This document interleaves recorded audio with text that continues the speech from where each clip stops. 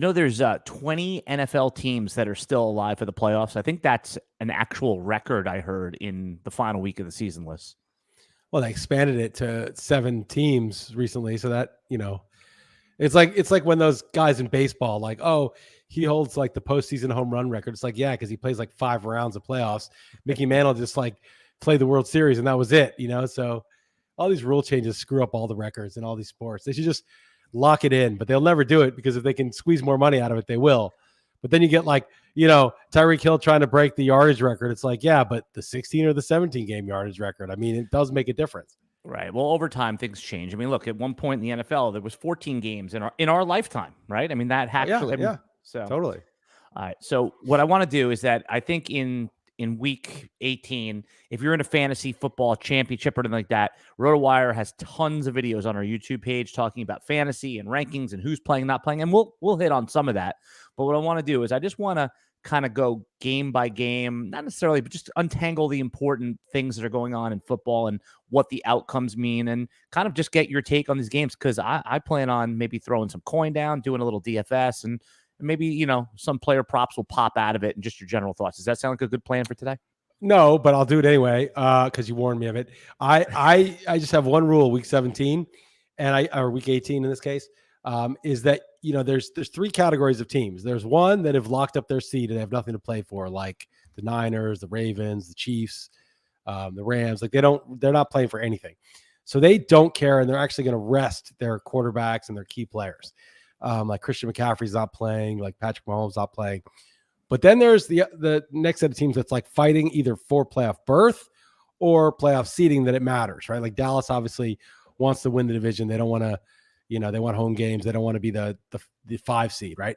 So they care about this game against the football team. But then there's the teams that are eliminated, right? There's not that many of them this year, as you said. Like, what are there, like 12? But they're totally eliminated. They're not playing for anything. And I think that sometimes people mistakenly group the eliminated teams in with the teams that are resting their quarterbacks. And that is a big mistake. In my opinion, the best values historically have been betting the eliminated teams against the teams with a lot on the line. Because not only do people assume that the eliminated teams are going to try less hard, I think it's an advantage. I think these teams that have a lot on the line, they're under pressure. They're the big favorite. They need this game. And people, probably playing hurt for them if they have to, all this stuff. And in the eliminated teams, they're like, screw it. Let's just knock out this team. Let's look good on tape for next year. Let's, we're professionals. We love the game. There's really no pressure on us. Let's just play loose. And so I love teams like the Titans against the Jaguars. That situation just seems to be where people misprice it a little bit. Right. And the markets, the Vegas knows that, and they price accordingly, I'm sure, because they know how the market's going to react. How many times have we heard, oh, this team is not playing anything like you just said, or they're giving up? But in the NFL, when the contracts are year to year, more or less, right? We're going to talk about Russell Wilson. And again, because there's been some developments and clarity on his situation, but Russell Wilson signed a 7-year deal. It really was like going to end up being a 2-year deal. So like you going back to what you said is everyone's out there trying because you may not have a job next year in the NFL if you don't play hard. Yeah. I mean, if you're on the field in front of, look, if I play pickup basketball, I only play with my daughter now, so I don't try quite as hard, although I ask her, what percent do you want? She can beat 50. She can sometimes beat 70. If it goes up after 70, I usually start blocking shots. You're like Dikembe. Yeah, I start to block. But sometimes I let her get a step and try to catch up and block, and sometimes I can't do it. But point is, these guys are all going 100, and yeah, it's just they're NFL players. But I'm just saying, like, if I were playing in a pickup game of basketball, hypothetically, which I never do anymore, I would want to do well, and imagine if there were people watching that you knew. Imagine if there were millions of people watching. Imagine there were millions of people watching and tens of millions of people watching on TV, and like hundreds of thousands to millions of dollars at stake based on my track record for my next contract. The idea that these guys aren't going to try is preposterous. Right. So when I laid out the agenda for you about like going over these playoff scenarios, why did you immediately reject that? Did you have a different agenda that you wanted to? Oh, no, the whole team by team. I don't care. Not team by team. I meant the important ones. Sure. I'm happy to talk about anything and just wing it, but my whole life now, right now that I'm an old man and You're not an old man. No, I'm an old man with it, but I feel good. I feel like a young man, but I am an old man. And that, I've done what I've done. Like that whole part of my life is over. Like I never do anything that I don't want to do. Like, I mean, that's not true actually, but that I don't like I never do stuff just to do it. Like when you're at RotoWire, right? Like you got to have a waiver wire column. If somebody loves diving into waivers and talking about all the gems they're going to find, that's the guy to write the column because he wants to do that column, right? But if nobody wanted to do that column, I would have to write the column. I'm talking about like 2004 when there was like 6 of us doing everything. Because, by the way, just when you were the editor-in-chief, more or less, of the football stuff. Right. So, someone had to write it because we're catering to customers who needed that product, right? Who wanted that on the site and everything else that we did. And so you had to talk about certain things. You had to talk. So, if you go to Real Man Sports, like I'm just like for legacy reasons, I have like some of that, but now I'm just going to write about what I want to write about. I'll write about Aaron Rodgers, like calling out Jimmy Kimmel threatening to sue him. And then did he show up on the list? I thought like there was something. The point is that it's I got to care about it, and just sort of going through it so that people listening can get some wisdom or whatever.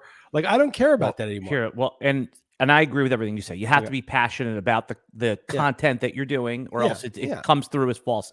But I mean, have I ever steered you wrong here? Never. I trust you. That's why I'm doing it. But I just said I don't like the plan, but I'll still trust you. The plan is just okay. So the title matches what we're going to do, but it's always going to be. I'm going to tell people, hey, we're making spaghetti with red sauce, but you're going to make a nice bolognese for them. You know what I'm saying? You're going to do it the way you like it, with organic, grass-fed meat. But I'm going to get the people in the door by telling them spaghetti. Hold the spaghetti, just the meat, some salt, some butter. There you go. Put some bacon in it. You get the point. Like it always reminds me of that scene in Boardwalk Empire where he has spaghetti and coffee, right? Who is that? Chip Rossetti. He goes, let me get a Real little man. bit. By the way, the actor, I didn't mean to interrupt. Bobby Canale. He's born on my birthday. Same birthday as me. Yeah. Real man. He's one of my favorites. He was in a great movie too, Bobby Canale, with it's called Jasmine, or what's it called? My Blue. It was with Dice was in it. Blue Jasmine. Dice? Blue Jasmine. Dice? Who's Dice? Andrew Dice Clay. Oh, okay. He was awesome in that. He's like actually a good. He's a good actor. Okay. He's a really. Good I remember like 30 years ago, Hickory Dickory Dock. Oh yeah, and by the way, brilliant. One of the most brilliant characters. I mean, Andy Kaufman, Dice, those characters, like all time. Pee Wee Herman, Mount Rushmore of characters. Yeah. I mean, I don't know. I never really got Pee Wee Herman. I knew about the movie theater thing, but I never really got that character. Like I was young too. Oh, it's brilliant. But I never really got it at the time. I was like, this is just weird. But Andy Kaufman too. I never watched enough of it. I was like, well, this is just weird. I get it. Like we had bits like on our show, like guessing the lines or especially chances to win, that people be like, I don't get this. Like, this is stupid. He's making this up. But if you got the joke, people liked it, right? But I feel like I don't get the joke on a lot of that. And if I really paid attention, I'm sure I would, but I just never put in the effort. So a lot of comedians that people think are brilliant, I'm like, I don't get it. Well, comedy and art is all subjective, right? And I think that you could think comedy is not like ha funny and still think it's brilliant art. And for example, you brought up on your Real Man on a Chris Liss podcast, you brought up Stephen Wright. My favorite, him and George Carlin to me are the two, and they couldn't be more opposite as far as what they do, right? Like Stephen Wright, he told I saw him on Rich Eisen's podcast, and he said because Rich said, "What's your favorite joke you do?" Right? And he goes, "My favorite joke is the one that every audience rejects and hates." Right? And he told the joke, and it's stupid. The premise was that he saw his grandfather in a coffin, and again, it's a bad joke, but I just thought it was brilliant. And he was thinking of like a flashlight when you take out the batteries and like you twist them around and the flashlight comes back on again. He's like, what if I did that with like my grandfather? Just move the position and maybe he'd wake up. So again, stupid. I like that joke. I like it too, but he says every audience rejects it. He says but it's my favorite joke. So again, art, characters, all these things. Yeah. No, but Stephen Wright, you got right away. And same with Carlin's obvious, right? And the Louis C.K. and all those guys, you get them right away. Chris Rock. The thing is, like, these guys that are in these weird characters, you got to be like Pee Wee Herman. Yeah, Robin Williams. I never got him. People are like, oh, he's such a genius. Yeah. I was like, he just seems like he's manic. Like I couldn't get what was so funny about that, like mania, or that, was a big one was that movie. What's that movie? I never got into that. Austin Powers. That was like that guy, that character. Yeah, Mike Myers. Mike Myers, right? Like I never got into that because that character was just like people are always imitating that voice, all that stuff. Yeah, never got into it, and I'm not saying it's bad, or that I wouldn't get into it if I really paid attention, but it was always like a turnoff. Stephen Wright was obvious what was funny about it. He was see to me. I've heard this. There's this sense of humor is a sense of proportion, right? It's a sense of like what should fit with what, and when something's totally out of whack, it's funny. And so if you can identify things that are out of whack, like especially in society, in plain sight, that's what like gives levity to it, right? And so Stephen Wright, I thought was obviously doing that. When he made these, he was doing these things like, the other day I bought some powdered water. It said just my favorite water, joke. Yeah, right? And it's like powdered stuff is like fake, and it's like makes you think, it makes you think, what would powdered water be? What would you add to it? And it's like, but it like. It exposes something that's out of whack, out of proportion in our sort of processed world. And all these guys, Carlin was, always talking about how things were so out of whack, but just directly. And to me, that's what it means. So these weird characters, like, I don't know. It's just not my style, I guess. It's looking at art. I mean, how many times have you been to a museum, you're looking at art and people are marveling over it and you're like, yeah. And other times you like other things other people don't. Comedy is just a form of art. That's all it is. So it's subjective. Before we move, go ahead. I'll say one other thing about art. I don't know shit about art. Never was into art. Went to tons of museums. Always hated it. It was like as a kid being dragged through the Met in New York, all these New York museums. Like just like, oh, when am I gonna get some food? But now that I have my own site and chrisliss.com and stuff, I take photos for the articles that I write, and I always want good photos. A lot of them are nature, but art museums make for amazing photos for like if you're writing about something like COVID tyranny or whatever. There's like an art photo is like the best photo, and so I always go to a museum now, like which one do I want to photo and steal for my purposes? And looking at it that way, like to use it, changed my whole perspective on it, because I'm like, which one conveys like a meaning, like some sort of like mystery and a dark underbelly, and I look at it like in a whole different way that I never looked at it before. And I started to appreciate it. It was really weird how that happened. Well, it's now you're getting and understanding what YouTube is all about, because YouTube is about thumbnail that gets you interested in the video, which gets you interested in the title. And then the title is what gets you interested in the video. And then the content is what keeps you there. So You're doing your own thumbnails for your articles in a sense. I guess I am, but it's not for promotion. It's just the stuff I like that looks good, Well, that's what thumbnailing is. So once you get into commercial thumbnailing, then you're trying to listen. I'm not into commercial. I don't know what you're into, Alan, but commercial thumbnailing is just not something. Yeah. Before we talk a little football, just quickly, favorite Stephen Wright joke, the great comedian. That was the one, just add water, powdered water. I got one for you. Can I tell you mine? Yeah, sure. It's a little longer winded, but I'll do it quick. Stephen Wright says he comes home and everything in his apartment was replaced with an exact replica. And he said, this one? No, but I like and he that goes, already. He goes I said to my roommate, I said, do you believe this? He goes, do I know you? That's good. That's a good one. Good. Yeah, it's all good. I love that. It's proportion. It's like how crazy, Yeah. It's making you think about stuff. I saw him live at Carnegie one time. 25 years ago. It was awesome. So, he had another one about having a life-size map of the United States, which I titled my last podcast. 1 mile equals 1 mile. Yeah. 1 mile scale. 1 mile equals 1 mile. It's great. He named his dog Stay. Come here, Stay. Come here, Stay. The dog goes like this. Yeah. So, I mean, there's a gazillion of them, right? I mean, it's my favorite joke personally, and I always do this, and it drives Heather and Sasha crazy, but I'll never stop, is when something is literally the thing, the metaphor. So, the easy example is my mom at one point called me and she was supposed to go somewhere where you had to ride a bike. And she's, I don't know, it's been so long, I'm not sure I can do it. And I'm like, Mom, it's like riding a bike. And so like all of this, but you don't know if you look for that, if you're like on the lookout for that, it happens all the time. Like, Sasha like being like, we try to pick the loquats off this tree. I'm like, you're just going for the low hanging fruit. I mean, there's just these things pop up because that's why they became sayings, because they pop up everywhere. Yep. Please torment other people with this joke every time. If I can say that it's the literal thing, what it is, there's nothing that brings me more happiness than that. Yeah, I love that. And by the way, it also, I was going to tangent another topic. I don't want to pivot too much. We go tangents within tangents within tangents before we even get a word of football out on this podcast. I know. Well, what I'll do is I'll timestamp so I could tell everyone, hey, non-football intro, and then here's. Don't worry about it. Who cares? I still feel an obligation. I'm being, paid to care about the viewer. But you're right. At the end of the day, I really don't care. No, I care about the viewer because the viewer is myself, right? So like, I feel like there's 1 million of myself, which is really like 10, but let's say 1 million, and they all want something that I would want to see, which is something that I'm interested in. And if I'm not, if I'm bored, it's going to be boring to listen to. And I always thought that on Sirius XM. I always thought, when Deutsch and those guys were like, you got to talk about this. I was like, I can't do it, because if I do, and I'm forcing it, the audience is going to know. They're going to know I'm bored, and I'm just like going through the motions of doing the waiver pickups or whatever. So if we absolutely had to, we would make a total mockery of it. Like Jeff and I would make a complete mockery of the process. Well, your brand of radio obviously kind of was inspired what I do. And, so I'm very comfortable not taking callers on the radio and things like that, because, why infuse bad content into good content? You're an asshole, I mean, that's basically who you are. Yeah. Thank you.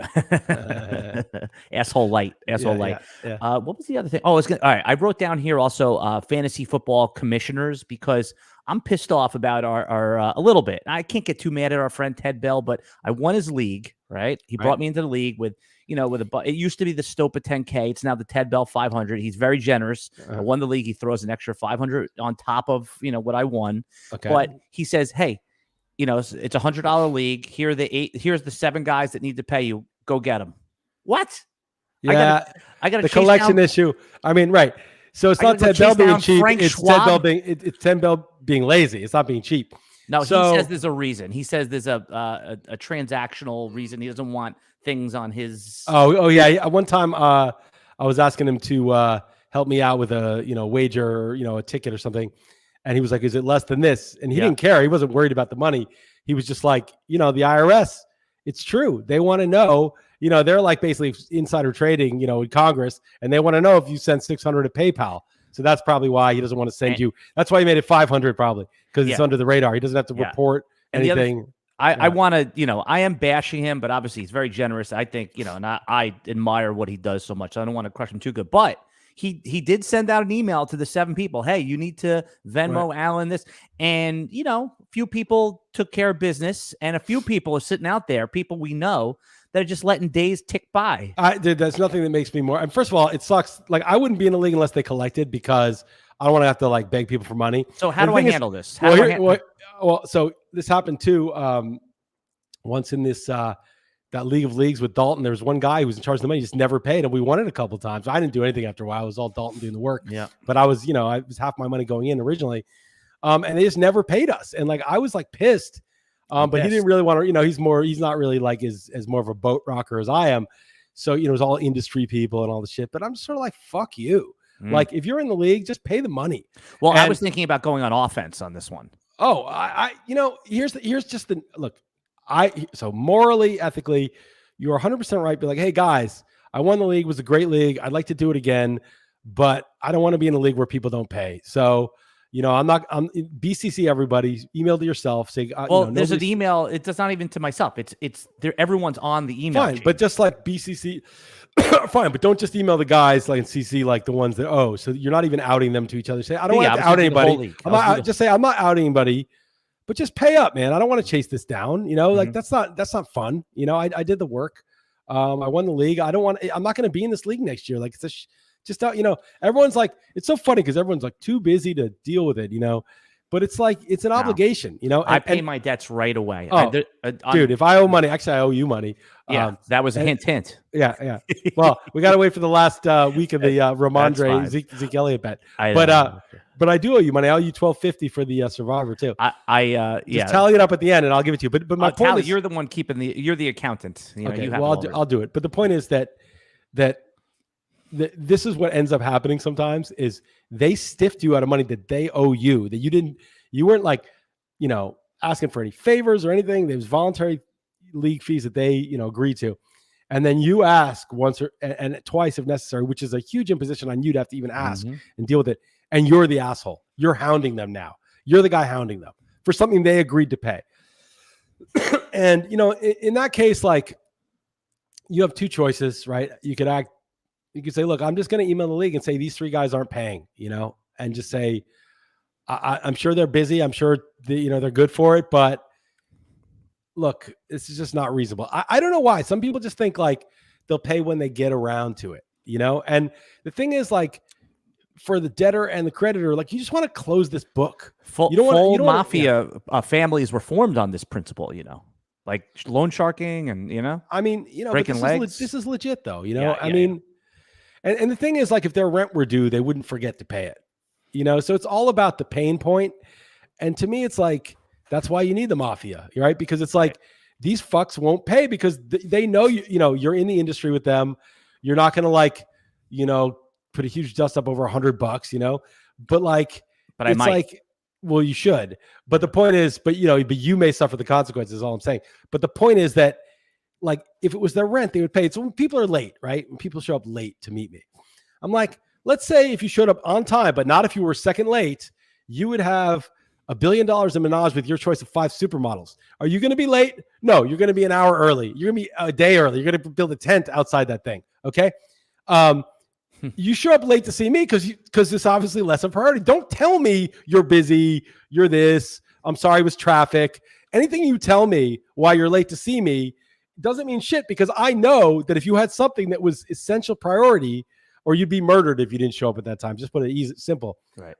You're going to be there. And so, you know, it's a choice to be late. Now, there could be something where your cab literally got flipped over and, you know, that kind of thing. But then you would be late for those other meetings too. And so that would be fine. But it shouldn't be that, like, oh yeah, I'll get around to it. It's like, if you had a deadline, you would have to pay it, you know? So, and I just want to circle back and say, by the way, our friend Ted Bell, who I called out, the only beef I have with him, by the way, he's very generous. He paid right away, right? Like, Ted Bell, like, he's a man of honor. Yeah, but I'm goofing on him because of the, hey, you know, and I knew going in that it was everyone pay after. He told you in advance. Right. So, okay. So you're not getting a surprise. You just didn't think you'd win. It's like, you're like, I'll cross that bridge when I come to it. If that's a problem, I'll deal with it. But I didn't think that industry people would be late paying. Oh, you don't know industry people. I don't know. It is the worst. I told you, it's that league of leagues. These are prominent guys. They just wouldn't pay. And you'd be like, it was like a year these guys wouldn't pay. And I reminded them, you know, I was like, guys, you know, and it was like beneath them. It was like beneath them to deal with it. Yeah.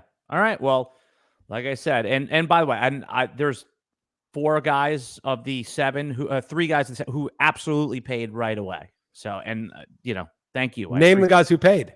Scott Pianowski, right away. Pianow's a good payer, yeah. Man of honor. Frank Schwab, the second the email went out. Okay, I had 100 in my. Good for him. I don't know him, but good for him. Right. And then there's another dude that paid pretty quickly here. Let me open. I didn't know his Anyway, name. you get points, you know, in the podcast if you paid. You know, if you want, that's an incentive to pay. You get credit for paying. Let's see. And the other guy who paid right away, his name is James. I don't know his. James pays. So whoever James. All right, now you want the non-payers? It's up to you. Next week, if they don't pay, they're getting the non-pay. It's like there's the Epstein list, which is like bad, and there's the non-payer list, which is even worse. Yeah. Jimmy Kimmel's on both. Well, don't sue me, Jimmy. I don't know. You might not be on it. You maybe you're not on it. And all you did was wish, maybe you're just a good guy who just wanted to foment hatred toward innocent people who didn't want to inject themselves with unwanted pharmaceutical products. Maybe that's all you did. Yeah. The other, and love the topic. We're going to get to it because I have a whole. Hold on. I need to get a glass of water because I have to pee also. So should we both leave? Let's leave and let the audience have a moment of, moment. You go first. You go first. No, I think it's good. A zero all right, moment. All right. We'll be right back. Stay with us. Nobody else does this. This is first.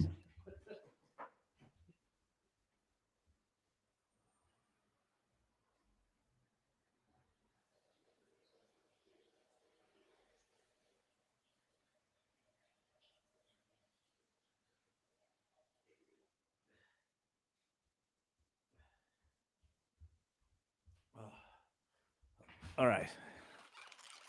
We were making a test to see how many people actually stay with us. By the way, put in the comments if you're watching, if you've had any commissioner faux pas collecting your championship winnings. I'm curious. I love these kind of stories.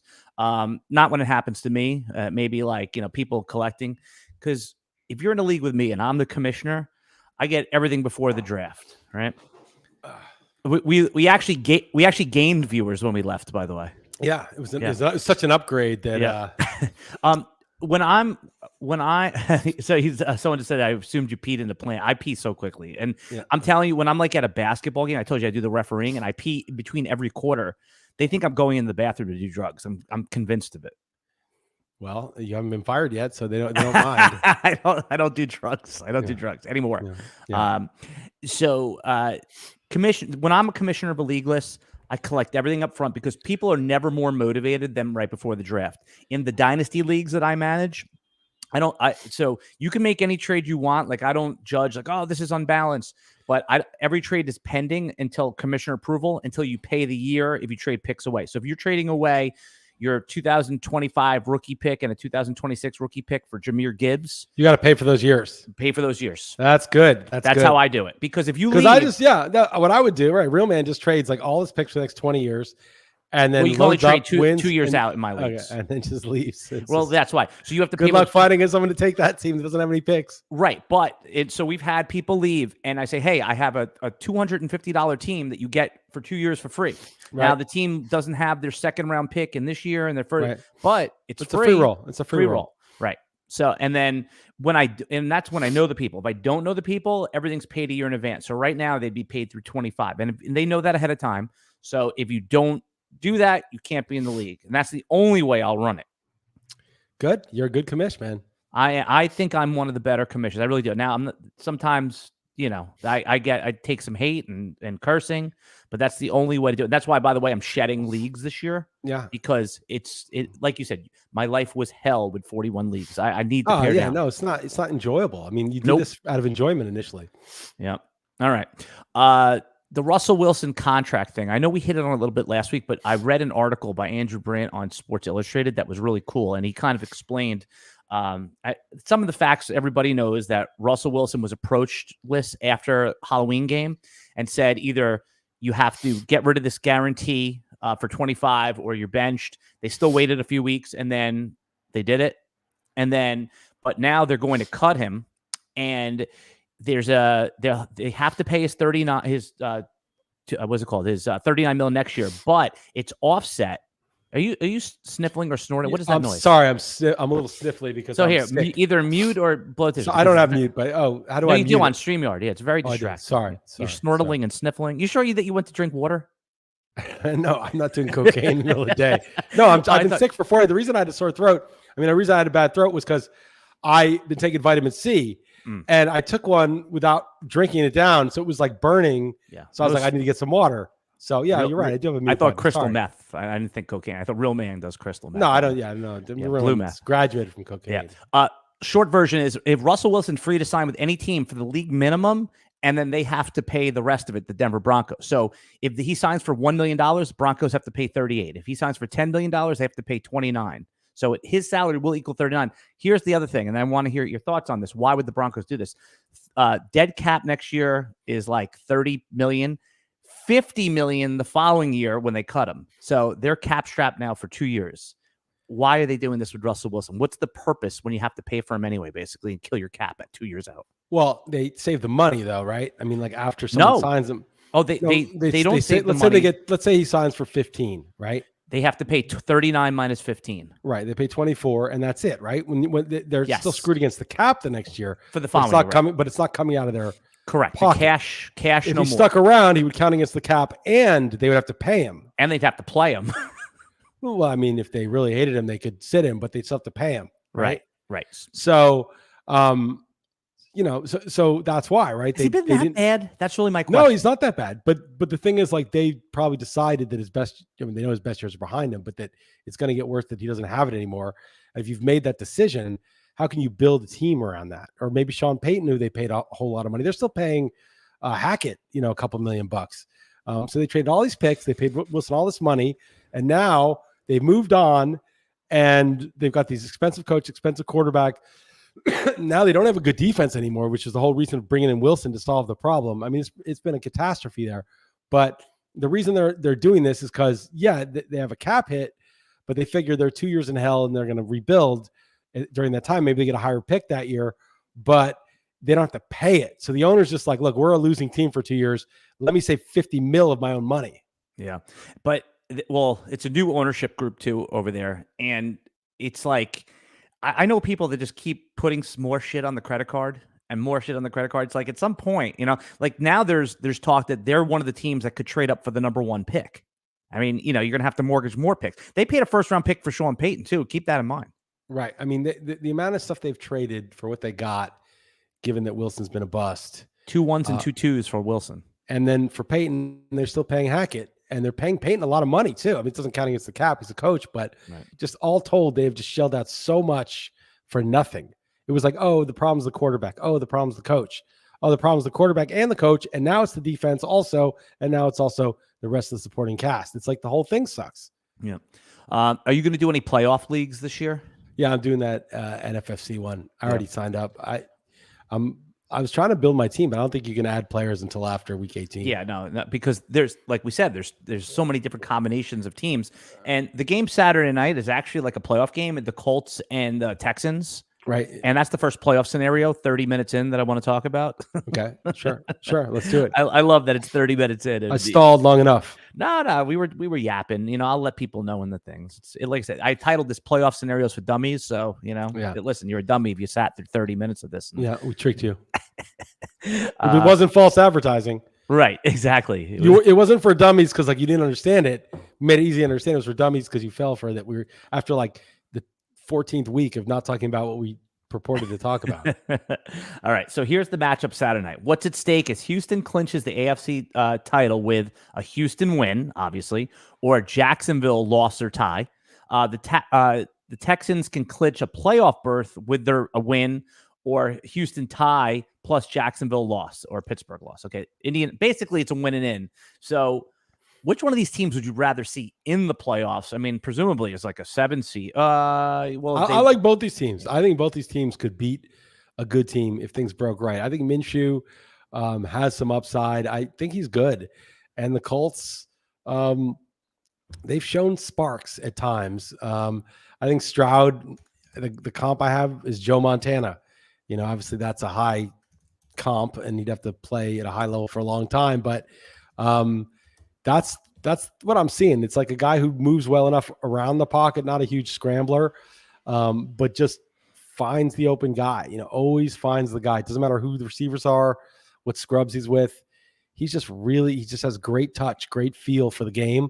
And I guess the Texans because of Stroud, but I think the Colts are a live dog against most of the teams too. Well, they would presumably, if they win the AFC South list, either them or Jacksonville, they'll be playing, I'm thinking, Cleveland in the first round at home. Yeah. And I would take Cleveland will be favored in that game either way. Yeah. I mean, Cleveland with Flacco has been good. I mean, but on the road, that's almost 50-50, Saying Flacco's been good is doing him no service. He's been the second best quarterback in the league over the last month and a half. Fantasy you're talking about. And reality. The numbers don't, he looks like... Yeah, he's played well. It's just hard to take 10 years, and say, well, those 10 years aren't what's important. It's the last, 4 or 5 games. It is what it is. It's a big enough sample with a large enough magnitude to say, it's just that quarterbacks don't matter, Alan. That's the lesson that nobody wants to learn. Everyone's like, I'm telling you, the worst errors I made in RotoWire for 10 years was being brainwashed by those midwits that I thought actually knew something. And I was like, oh, I better study up on this and get the hang of this new analytics stuff that they're all doing. And analytics is actually a bullshit word because everybody's doing analysis. It's just they were doing a very specific kind of analysis, which was using sort of statistical probabilities and generalities to predict specific outcomes. And, I kind of fell for the pitch a little bit and I got into it myself. But what do you make of Flacco? This is like really a wrench in the thing of like quarterbacks. What about, is quarterback just situational? Explain this, Alan. Coaching matters. I think coaching matters. I think that's the biggest thing. So if you're within that bell curve, that realm of a good quarterback. Like Zach Wilson wouldn't be good with good coaching, right? Or he'd be better, but not great. An offensive line. But I think that Stefanski, right? Coach of the year. I mean, maybe it's, I think that plus the experience of Joe Flacco, and look, maybe, like he looks good, right? He doesn't look like he's moving like a 38-year-old. So it's all these, you always talk about complex systems. It all came together for Flacco. Sure. But the quarterback, right? So I totally agree with that, right? But if you say complex system, now you're saying quarterbacks aren't the thing really, because that's just part of the system. Now they may be the most important part. But I think this is a real problem if Flacco isn't just like anomalously, fantasy-wise, Billy Volek best, but like he's literally the second best quarterback right now. It's a real problem for reality, because it's like he was there for 10. He wasn't even that good when he won the Super Bowl. He's there for the last 10 years being mediocre. And all of a sudden he gets put in this situation and he looks like a superstar in his prime. This is like Barry Bonds on roids at age 38, but Barry Bonds was already, an all-time great. So it's really hard to Fitzpatrick had a few good games, in the middle of the season. McCown came in and was pretty good for a couple games. Like look at Jake Browning and Josh Dobbs. But this is this is the biggest sustained run I've ever seen from somebody who came out of football and kept it going. Yep. I'll be right back. I gotta go ahead. Hold on. Do your thing. The next playoff scenario that I wanted to talk about was the Buffalo Bills and that game. That's a win-in game as well. It's crazy for those of you who play in playoff leagues or have done like the underdog fantasy playoffs.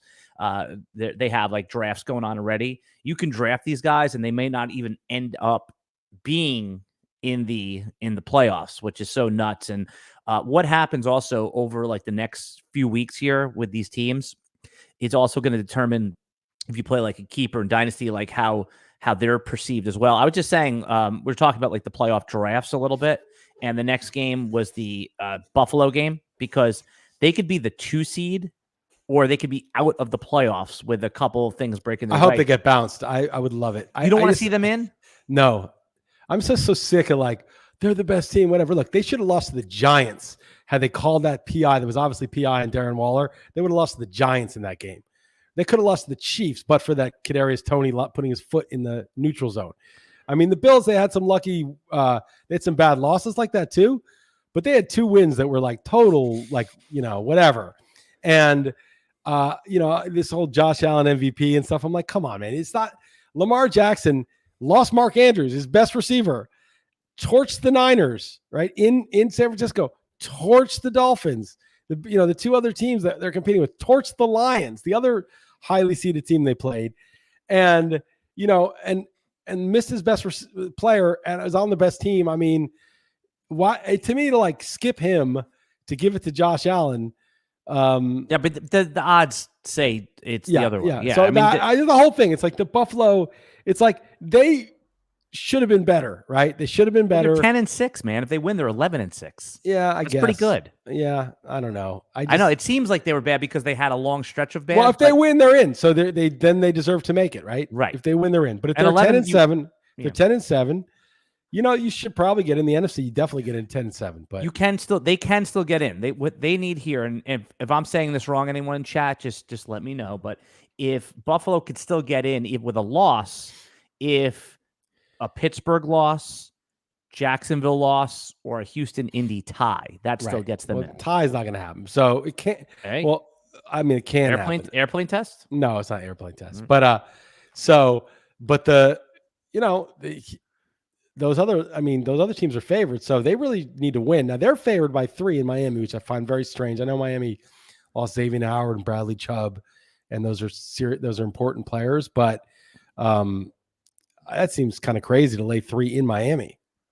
Did you see the Tyreek Hill's burning house thing? I did see that. What was that? So his house had a major fire. Again, it's not football related, but they made the news. Obviously, it looked like it was inflamed, the mansion he has, but it was one room. But they had to come with the huge fire hoses, and he's there with his new wife, and not in the house. They came in. He had his like a big leg brace on, and there was people home at the time, but they got everybody out and safe. I mean, that's traumatic, watching your house burn. You mean, they don't know what the cause is yet. I mean, there was people in the house. Maybe it was, who knows if it was it's cooking, like shades of Andre Rison, if anyone doesn't know, his girlfriend, who was in TLC, Andre Rison, a player from 25 years ago, burned his house down. I don't think that it's nefarious, but it's traumatic. It's traumatic, but sometimes these guys, Brett Favre, like his father died and he threw 14. Sometimes they just channel it into the game. Sometimes they're distracted. So you never. I don't. As long as he's healthy and he's a professional, I'm not really. He was wearing a boot on his leg when you saw him outside of his house, just looking at his house burned down a little bit. So, yeah, I mean, he's probably still banged up. Yep. Or just, like when he's walking around, you don't want to put any undue pressure on it or whatever. So, all right. Next one is the Dallas. With a win, they clinched the NFC East title. That's not something I saw coming at all. They would have to lose, and Philly, and obviously Dallas is 13-point. What are they? 13-point favorites or so. For the Eagles again, in a playoff scenario, I mean, I know you're going to, like, if you're which one of those two do you think is the one that could play 4 games? Because obviously neither one. I guess I would say Dallas, because the Eagles, but I think the Eagles, like, normally I take the team, so I'm going to take the football team against them. With the 13, because I think, like, it's on the road. Dak's worse on the road. It's a rivalry. They know that Dallas has a lot at stake. They want to beat them. I just think that's a huge line in this circumstance, that they're going to go all out. But I kind of think with the Giants-Eagles, which is a much smaller line, I might take the Eagles. I'm not committed yet, because the Eagles played so poorly. They lost to Arizona, that this isn't just, and the Eagles aren't really playing for anything either, because Dallas is going to win. So the Eagles have nothing to play for in that case, right? I mean, they're just going to be the 5 seed anyway. So here's the problem, though, Liss. Like, it's not bad if you lose this game, because the 5 seed is going to play presumably the NFC South winner, which is Tampa, right? Right. The winner, the 2 seed, has to play Green Bay. I would rather play Tampa Bay than Green Bay. I'd rather play Green Bay at home than Tampa on the road. And secondly, on the road, right? And future road games. I mean, there's another game that would be at home on the road. The 2 seed is guaranteed home games until they get to San Francisco, if San Francisco makes it. Right. And so you definitely want to be the 2 seed, but the Eagles have nothing to play for, because Dallas is going to win that game 92% certainty, Right, but didn't they time it out here? I think they timed it out. So the Eagles Giants is at 4:30. Right. And then let me just see what time the other one is. Sorry, here. Let's see. I don't know why it's not on my sheet here. No, I'm not saying they're going to know. I'm saying it doesn't matter if they know. Think about it. You're playing a game where it only matters if the other team, which is a 13.5-point favorite, loses outright. Right. I think Washington's going to cover. I don't think they're going to win. Now, they could win, but it's like 8% or something, right? Yeah. For the Giants and Eagles 4:30, and the Dallas game. Yeah, I guess they have it earlier. Yeah. I don't know. Dallas is earlier. Wait, hold on. I don't know why I can't find down here. Okay, well, I don't know, but it doesn't matter. Oh, Dallas is the same time. Right. Time. They would make the same time. It doesn't matter. I'm just saying, like, Philly knows pretty much, unless there's a miracle, that they are going to be the 5 seed, regardless of what happens. And so I think that's good for them in betting them, because they're going to try. They're not going to rest guys, I don't think, because it could happen. In other words, they're not going to rest Hurts and those guys because Dallas could lose, right? But they don't expect Dallas to lose. So they're going to play loose, right? Like, it doesn't matter, because it really doesn't matter. Right. And because of the collapse against Arizona, they're going to be super focused, motivated. They need a good win going to the playoffs. They don't want to lose to the Giants, or have like a life and death game with the Giants. I feel like this is a get well game for them. I could be wrong. The Giants show up every week, but like, I kind of think like this is the time to lay the wood, because I'm treating Philly more as a eliminated team than as a under the gun team trying to get in. Right. A eliminated team that probably won't play their starters more than, like, you could see. I think Philly's going to play the whole. I mean, if Dallas is up 3 touchdowns, I could see them pulling starters in the second half. What if they look up at the board and the Commanders are up 20-7 in the third quarter? Oh, well, they're going to go crazy to win. Right. But I'm saying if you have a point that if Dallas is up big in the second half, you could see Philly winding it down. But I think they need a win here. I think after last week in Arizona, they can't just you want to have momentum. They don't want to limp into the playoffs. I don't think so. Right. There is something, right? It's just like when you're playing basketball, you used that reference earlier, and you're missing a lot of shots. The best thing to do is just get a couple layups, easy. And then that kind of gives you that confidence to move back a little bit. I'm just looking at the potential matchups here. So if the playoffs started today in the AFC, obviously the Ravens would have the wild card. The 1 seed. Yeah, sorry, it's the wild card, right? They would have the bye.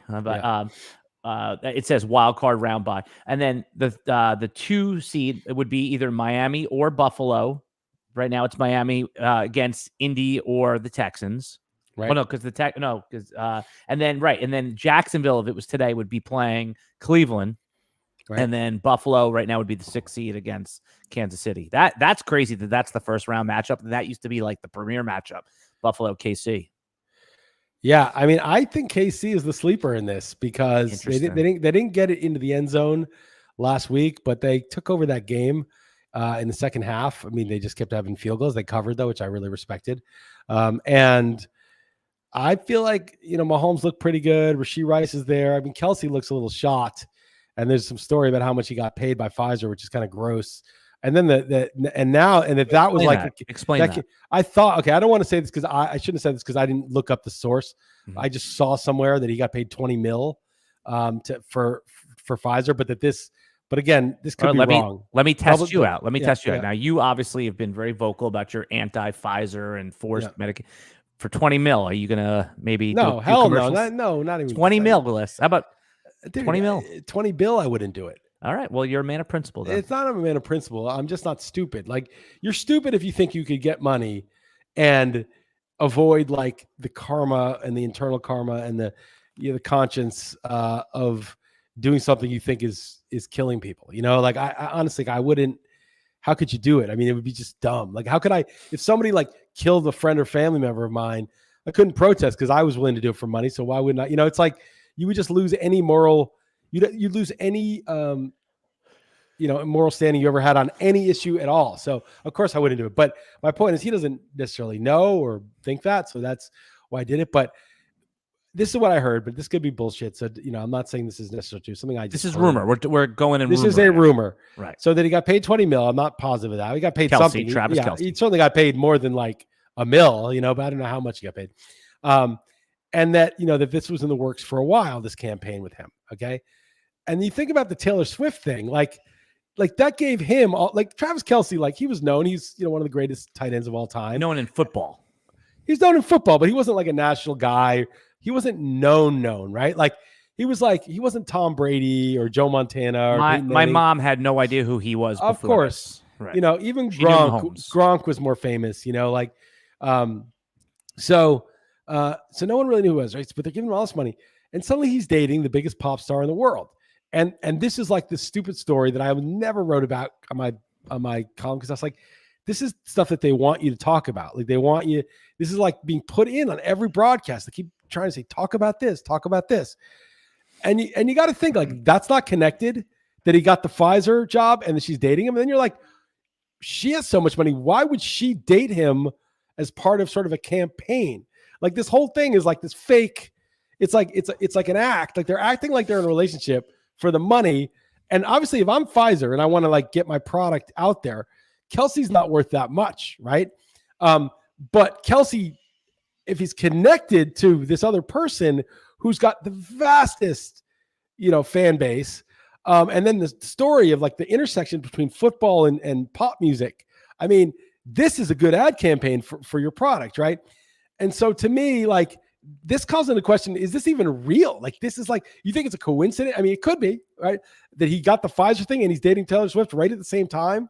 Or is this some sort of like, so again, I don't know if any of this is true. This is a conspiracy theory I can get behind. Yeah, no, this is a conspiracy theory. There's no way to, not a bad word. I am not saying this is true. I am hypothesizing that I'm speculating that there may have been a conspiracy between some Pfizer ad, and corporate people and Kelce's people and someone to do with Taylor Swift to combine all of this in order to move product, right? To normalize this, with like a huge huge crossover mainstream audience. Now, that could be wrong. That theory could be false, but it's just bizarre, right? Like if it's 20 mil, and you can double check that. I didn't even think whatever the number. It's a large amount of money. Well, it was $1 million, right? Like, okay, fine.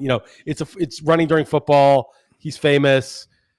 That wouldn't really be a big. That you could just be like, he just took the ad money and that's it. And they chose him because he's. I don't know anyone that'll turn out $1 million though, dude. That's what. Well, no, I'm saying they chose him or they chose whoever, right? Right. Could have been Baker Mayfield, right? Could have been anybody, right? Exactly. And they gave him, Baker Mayfield had some ads for a while, so they gave him $1 million. That was that, right? But if they gave him 20 mil, right? Which doesn't make any sense, right? Like for a player of his stature. And then do you think it's a coincidence that he's with Taylor Swift suddenly? I don't know. That just seems a bit far-fetched. Those two things coming together. What I'm doing right now is I'm Googling how much was he paid by Pfizer? Paid the Pfizer ad, but so far these websites that are coming up, they're sketchy. They're not. It says, these are not websites that I know, but right, I see that on one of them that says that reportedly made $20 million from Pfizer vaccine. Right, I see it now. Okay, but maybe that's not true but they're not. There's a lot of bullshit. Yes. In that direction too. Yes. So I don't want to be, because it like supports my thesis. This is correct. I'm not saying that. I'm just saying that, that if it's true. I mean, the whole thing is just weird to begin with. Like, what the hell was that? That whole like forcing that on you, like the whole season, and then he's the Pfizer guy, like just even of that. But then when I heard the 20 mil, my brain started being like, wait, what? But again, I don't know if the 20 mil is true. Right. Last 10 minutes or so, I want to go over the NFC stuff, and maybe we'll find a conspiracy theory in the NFC too. That's what I'm thinking. I'm hoping. I hope so. We can dig through one. Jalen Hurts, they tested him immediately, right? Didn't they test him for steroids immediately after he'd had like 2 tush pushes or something? I don't know. I don't know what happened with that. But anyway, so if the playoffs started today, San Fran gets the bye. The 2-7 game is Dallas Green Bay. What do you think that would be the line in that game? I think Dallas would be favored by about 7.5. Okay. And then Philly, Tampa in Tampa. I think that would be like, well, it depends what happens this week because Philly's really good. Your look ahead line. Minus 2.5. Minus 2.5. We're in the same. And then Detroit hosting the Rams. That would be the one that I think would be the best game. I think that'd be 3-point line. And then everyone's going to jump on the Rams and take the Rams. Probably, yeah. Right. So that line would need to be I think 3. I think 3.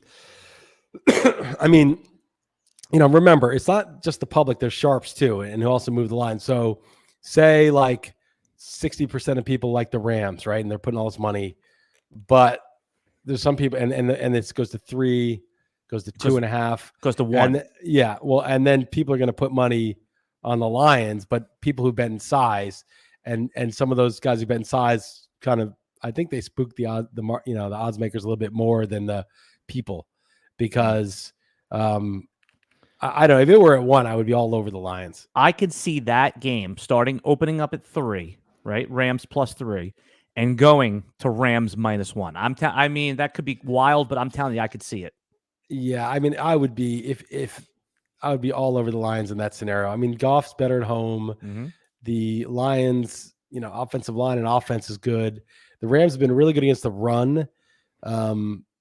Stafford and the receivers have been good. I mean, the Lions defense has been crap. So that this could be one of those shootouts that last team with the ball wins. But the Lions are home. I don't know. I think I would have to take them, and they're going to be rested this week pretty much. So. Last playoff scenario I want to ask you about is actually in the AFC. It's the Steelers who are 9-7. They're going to be at Baltimore, who already said they're resting everybody, right? All the starters. Yep.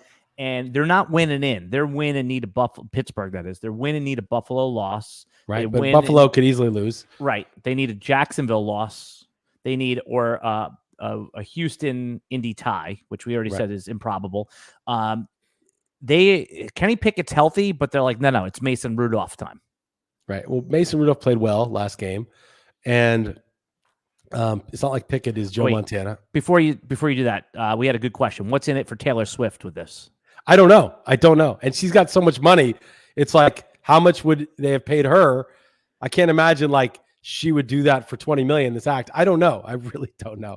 All right. But it's a fair question. It's a fair. I don't know anything about Taylor Swift. I don't listen to her music. Oh yeah, my daughter does. You really got the chat going with this. They literally couldn't pay her enough for that. Yeah, right. But it may not be a monetary thing, right? Like who knows why someone would do something? Well, maybe she's a true believer. Who knows? But all right. But Mason, you know, and maybe there's something darker going on, you know, in there. But the point is just that that I don't know. But it's just very bizarre. If it's $1 million, then it's not that bizarre. It's just he's the Pfizer guy. He happened to that's a little weird. Okay, but okay, fine, it's a coincidence.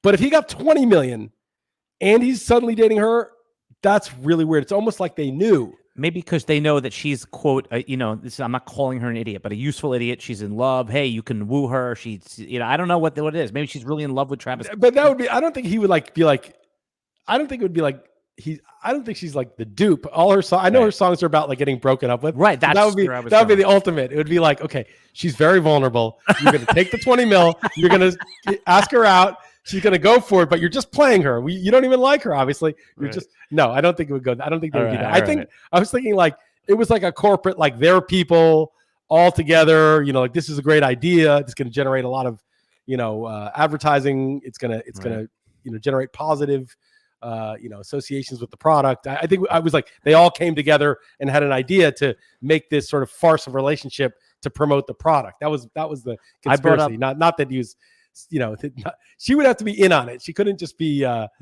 duped. Yeah. I brought up Taylor Swift and Travis Kelce in like, not in a nutless monkey way, but to Jeff when I was guest hosting on the radio, and he shut me down so quick. He wanted nothing to talk about. Proud of him. Very proud of him. But he said it was lazy analysis. I go, dude, you don't have to, you're like, all right, you want to, I mean, I have so much respect for Jeff. I would never come back at him. But, I think I jokingly brought up the stat about how poor he's played since he's, listen, I said, the reference I was making on the radio was, like they tell boxers abstain from any don't get sex. laid. Yeah. Right. Yeah. And the minute you do, that's the joke I was making. Kim Basinger in The Natural, Robert Redford, stop hitting home runs, There you go. And that's kind of the throwaway Kim joke. Basinger back then was way hotter than Taylor Swift, but, it was worth it for his sake.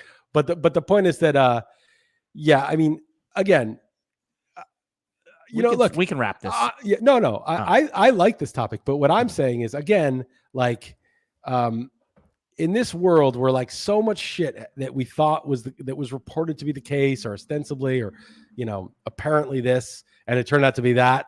I mean, I look at pretty much everything. I'm like, why are they shoving this down our throat? I mean, if they were in a genuine relationship, just coincidentally, which they could be, the NFL would want to market that, right?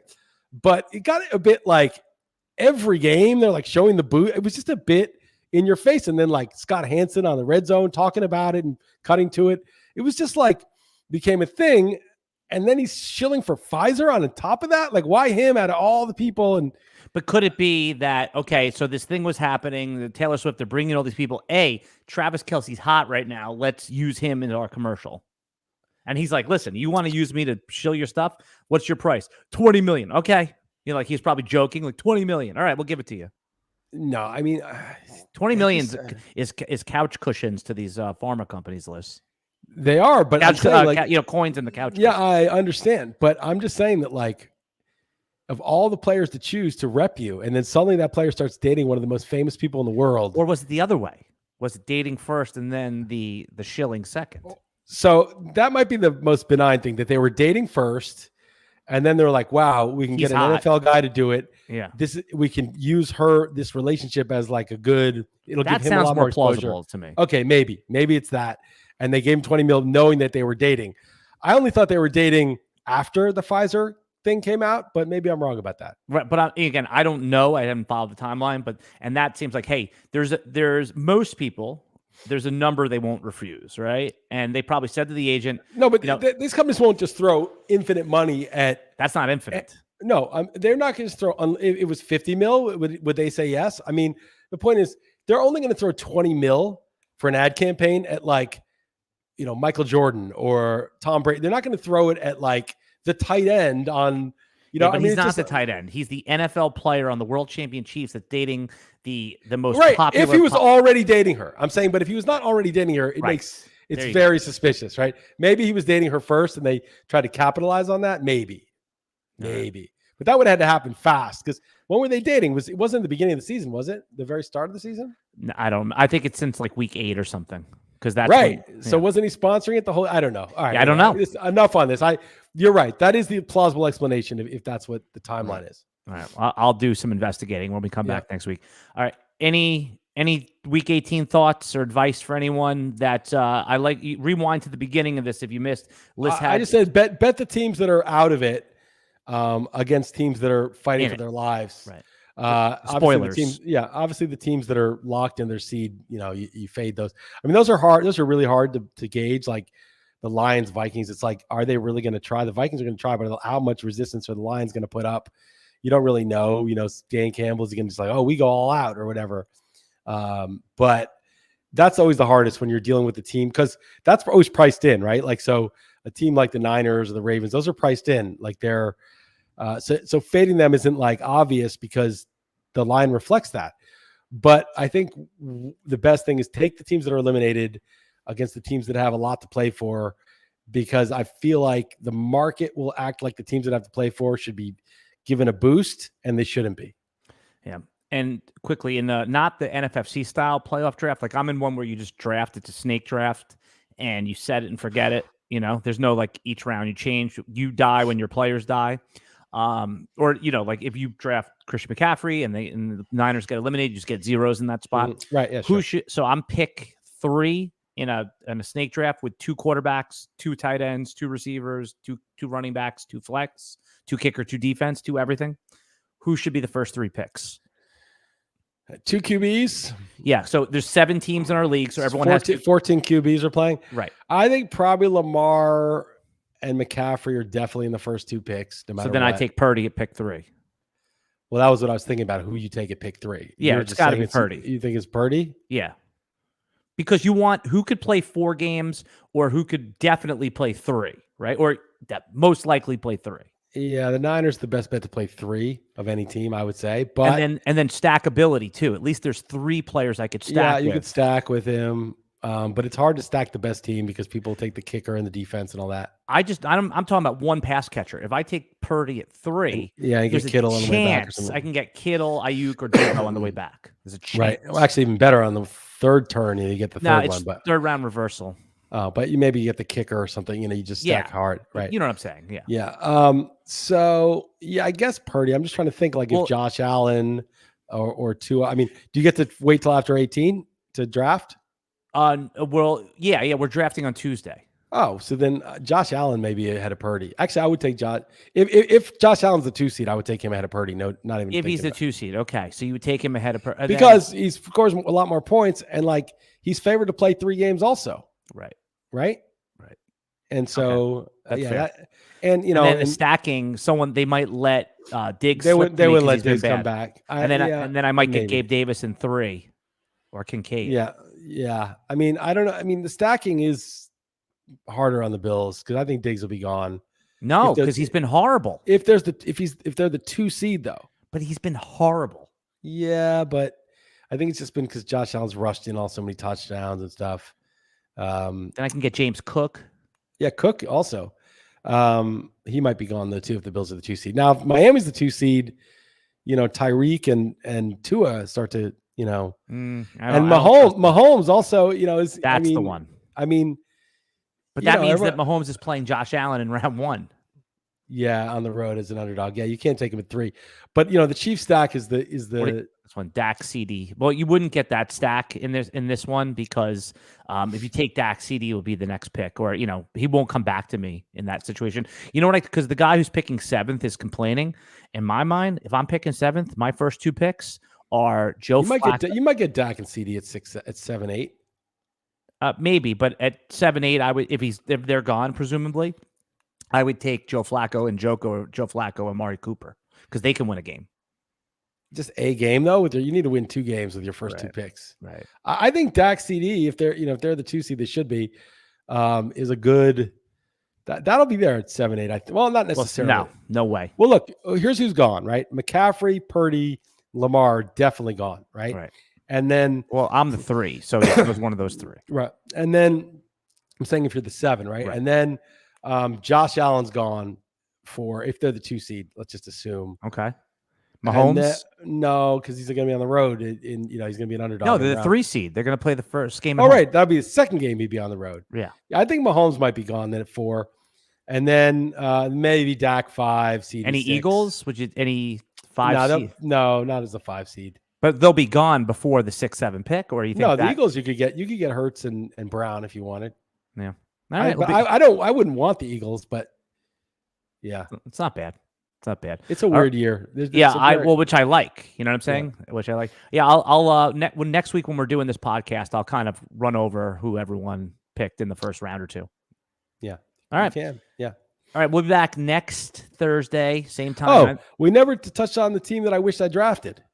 Oh, that's right. Okay, so let's spend another. Care about that, or we don't? Of course I do. Of course I do. So let me set this up. I loved it. This is my favorite article you read of the year, and I had some questions about it. So stick with us for another minute here. So Liss writes an article for years for RotoWire. Now he's doing it on RealManSports.com, which you should all go check out. It's where all his premium sports content lives. And he talks about the team he wished he drafted. Now this is if only he had the foresight of the whole season. Well, I'm here now, and I know what I know now, and I go back. Even if I didn't have the foresight, this is which I wish I got into a trance and did this, whether I knew or not, because now I know. So, so I'm always picking for the 1 slot in this exercise. So 1.1, I'm taking Nick Chubb. Okay, I love Chubb's week 1 matchup, and I'm a little worried about his durability, but that's okay. Meaning that he got hurt in week 1, but he put up a nice number. Week 2. Week 2. It wasn't even that big. But just, I like the idea, because this year was so easy to do this exercise because there were so many guys that came out of the woodwork that I'm going to win this league while losing my first pick in week 2 for the 1.1 pick in week 2 for the season. Okay, so, I take some side bets from the Justin Jefferson guy. Round 2, 2.12, I'm deciding to go with Mike Evans. I know he goes in round 6 usually, but I don't like those scrubby receivers that get hurt. I want a guy who gets 1,000 yards every year. Screw Jalen Waddle. Screw Devontae Smith. Those guys are scrubs, and they always get hurt. People get hurt. They're always hurt. And more side bets. So now, this is a $500 league, say, or NFFC league. I've got thousands in side bets already because I started with Nick Chubb, Mike Evans from the 1 slot. Then round 3, I'm taking Amari Cooper, which is actually around where he went at 312. But nobody wanted him early on like that. No, I just love his playoff matchups. I think against the Texans, he's got a great matchup. I think if he gets, if ever you can get connected with the veteran QB that's out of football right now, I think it'd help him. And then round 4, I'm going to take a risky guy. He's never healthy, but I don't know. Maybe this is the year. J.K. Dobbins. He got he got 9 points in week 1, so I maybe could start him then. And also, again, my top 2 running backs out for the year still destroyed all of you. Okay. So I take Dobbins just troll us. Light picks on fire and still destroy all these people in the league. You're playing fantasy with one hand tied behind your back. Yeah, exactly. Right, I'm just showing off. So now I get the Giga Rachad White, and a little reach in 512. I just need depth. I know I've got 2 solid running backs in Chubb and Dobbins, so nothing could go wrong. But I'm just going to get some depth just in case with the Giga Rachad White. Rashad White is who he's talking about. Yeah. And then at 6'1", once I saw that real man Alvin Kamara, who thumped that punk ass at the club, I had to bump him up. I mean, listen, if you only draft players who are committing senseless acts of random acts of senseless violence, and then. This is like you made the joke with Kareem Hunt could have been the team's kicker also. He was a kicker briefly in the offseason. Yeah. Okay, so 7-12, I'm taking James Conner. I know 5 running backs in the first 7 picks is unconventional. I understand in the NFFC sometimes you need to, but you need the depth, and so I love James Conner, and I think I like him in the playoffs this year. I like him against the Eagles run defense. And then 8-1, I'm going to reach a bit. He goes in 9-10, but I'm going to get Prescott. I see these fools wasting picks on Mahomes, Burrow, Justin Herbert. I got to rush and get a quarterback. I'll just reach for Prescott. Then 9-12. This is the year I think Mostert stays healthy. I think Mostert. I love the speed. I love the scheme. I know he's in his 30s, but I think this is like a double-digit touchdown year, maybe even 20 something. 20. Yeah, I think he can get 21 total touchdowns this year. I don't know. Maybe it's crazy, but. I don't think he'll hold up for the entire season, but at least most of it, I think he'll do. And then round 10, I need a tight end. I don't have any tight ends, so let's go with Njoku. I mean, I think he's like Cooper. He's the type of guy that if you got like an out of football 38-year-old quarterback, it could really help him, So I'm going to go with Njoku. You like Njoku at 10-1? I mean, he I don't know if he has got a lot of upside this year, but we'll see. Yeah. And then 11, I'll go. I don't like rookie tight ends usually, but Matt Laporta, I see him as like an Aaron Hernandez level type of guy. Produced right away in his rookie year, and I'm gonna go with him. So I need a tight. Now I've got my tight ends pretty set, like Njoku, Laporta, and then 12, I'm gonna go Jaden Reed. You rookies, you take the rookie wide receivers never work out. Yeah, well, Christian Watson is he's got the hamstring problem, and I really like Jaden Reed. I think he could fit in right away, and again, like I also look at like playoff matchups, which a lot of people don't do. By the way, back to reality for a second here. Yeah. Next year, Jaden Reed easily goes ahead of Christian Watson, right? Yeah, probably. But Watson is, he was still capable when he was healthy. It was just the targets were up and down, and he was playing. I just meant like the psychology of early best ball drafts. Yeah, I don't know what Reed will go in the 5th or 6th. Fourth round. Oh, really? Watson will go in the 6th or 7th. In the wide receiver crazy best ball market. Back to this team, because I think this team you're drafting is horrible. Okay, yeah. I mean, well, we could bet on it. I'll take the Cowboys kicker around 13. A bit early for a kicker. Rookie kicker. Well, I see him as a can't miss. I see him as a can't miss pick, I don't see him missing a field goal all year, actually. Oh, you want some more money on this? Okay. I mean, this is like literally the worst team. How much would you bet me if I was drafting this team? Okay. I would say just name the amount, up to like $2,000, no problem. Like you drafted your team that you're happy with that has depth at receiver and all this stuff. 14, I'm taking Ravens defense. I know it's early for a defense, but Roquan Smith and Patrick Queen, this is like a lot of good linebackers. I love this team. Marlon Humphreys is out, man. He's out. It's to start the year. Yeah, it doesn't matter. They're well coached. I'm going to go with 15. I'm going to go with the guy. He's a backup to a really soft guy who's in the doghouse a lot. Kyron Williams. You know who that guy is? Have you heard of him, Alan? I like Kyron Williams, but he's a 5th round pick. Usually those guys don't work out too. Well, it's the Akers is. I try to tell you, Akers is always in the doghouse. You never bet on Akers. Okay, only an idiot would bet on Akers. I heard they're bringing in Sony Michel though. Maybe they're dusting him off a little bit as the backup in camp. Yeah, they should have bought a Samsung. With that situation, I feel like Kyron Williams. Cam Akers is toast. I don't know anyone would back him, and so I'll take him. And then around 16, look, he's only 165 pounds, probably doesn't hold up all year, but Tank Dell, love him paired with the dynamic rookie. I've scouted a lot of tape, and I like him over CJ. I like CJ Stroud over Bryce Young. So a receiver that size, it usually doesn't work out in the NFL. I mean, these guys are, they're gadget guys. I wouldn't take Tank Dell. It's a fair point, but I just think that Stroud is a special rookie, and I've watched a lot of tape. I know you're on Bryce Young, but I'm the Stroud guy. Okay. Yeah. 17, you don't know probably who this guy is, but you remember Kupp is banged up now. And I think I'm going to take Nakua, this guy Puka Nakua. A 5th round slow guy that from Hawaii. Look, I think he's going to get the targets that Kupp is missing. No. And then when Kupp comes back, he's going to have established himself in that friendly system. And, he'll be like maybe just as good or better than Kupp. And by the way, anyone who's tuned in, we're having a conversation as if we were in August of last year. And by the way, you were saying that Nakua was going to outstrip Kupp when he came back, and I told you it wasn't going to happen. Yeah. No, I what's it called? And you got right, Kyron Williams right too. But hey, Kyron Williams, I have. Yeah, those guys. I mean, that was when I was under the veil of ignorance. Back then. This is now I'm in the veil of the crazy 2020 hindsight. By the way, the person, you are always like, hey, when you see it, sometimes it's the magnitude of the sample. You're the one who taught me that. Right. That if a pitcher comes in his first start and has 12 strikeouts, that's different than having 12 strikeouts over 3 games, right? Right. No, the magnitude of the sample. Well, that would be good, but if he has 18 strikeouts, it's like it's like there's not that many people in league history with 18 strikeouts. Right. I mean, their first start. That's what I'm saying. Right. And, when you see it. Yeah. Nakua was an extreme and kept it going. It was like Bolden that year. Pick 18 is I'm going to go a little. I already have a defense that I like, but I'm going to go Raiders defense. I love their playoff matchups. I really think that they're going to score. I bet they're under. I bet they're under 6.5 games. So I think you're on Mars. I understand why you bet the under because they have that nutless monkey coach, but they get rid of him and get someone with some balls. I bet you that defense takes off. I mean, what positional coach could even take over that team? I have no idea. I have no idea, but I just think, maybe like an old former NFL linebacker or something might.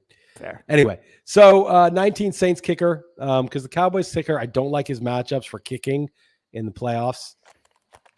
And then, I do need a backup. Shit, I need a backup quarterback. I forgot about it. Who's left?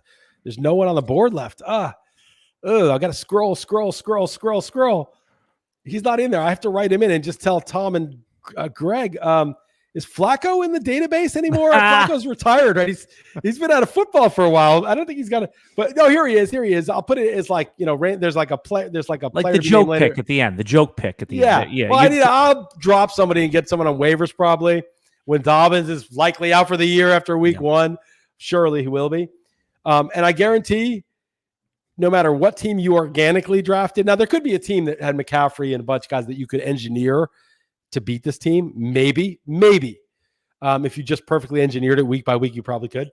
But no team that you're organically drafted would ever stand a chance against this team, especially because it's engineered to roll in the playoffs. It's a beautiful exercise. We have to sew it up here, though. And I love that. And by the way, all that content can be found on Real Man Sports.